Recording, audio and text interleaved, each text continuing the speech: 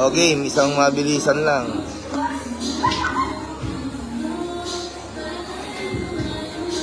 Unang-una mga boss, hindi ko gagawin yun kasi ito tinalo ko na siya ng parehas. Ba't ko naman gagawin yun? Pangalawa boss, hindi kasali yung si Boss Junar dito. Hindi ko nga nakaka-chat yun eh. Si Renz lang ang tumulong sa akin makausap si Bangse, yung mekaniko.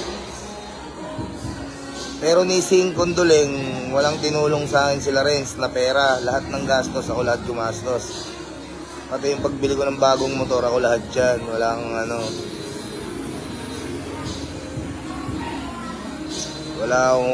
Walang tumulong sa akin dyan. Si Renz lang, tinulungan talaga ako sa akin ni Madam JRP para makausap si Bangse. After nun, wala na. Ako na lahat. Ngayon, hindi naman ako para makipagtalo sa inyo, mga boss. Yan na natin, yung ganun, cancel na. Kayo naman na makakapag, Actually, kanina pa lang hapon, tapos na yung karera, nakita nyo naman. Nakita nyo na yung mga takbo. Kaya lang ako nag-live para clear lang kay... Nakakahiya kasi kay Boss Junar, naghahanap buhay lang yun. Hindi naman siya talaga kasali dito. Hindi naman involved yung RS8 dito.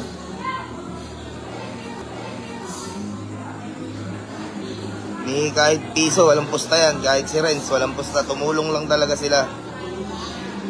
Tapos ang kapalit lang nun, yung pag-promote lang ng JRP. Si Bank, mag-JRP lang na damit. Sa yung team, mag-JRP lang. Yun lang, wala nga nang iba. Kahit piso, hindi tumulong si Renz para may bayaran ako sa makina, wala. Si Bangketay lahat nagbayad ng makina. Kay Bangketay ko lahat pinadala pera, si Bangketay nagbayad.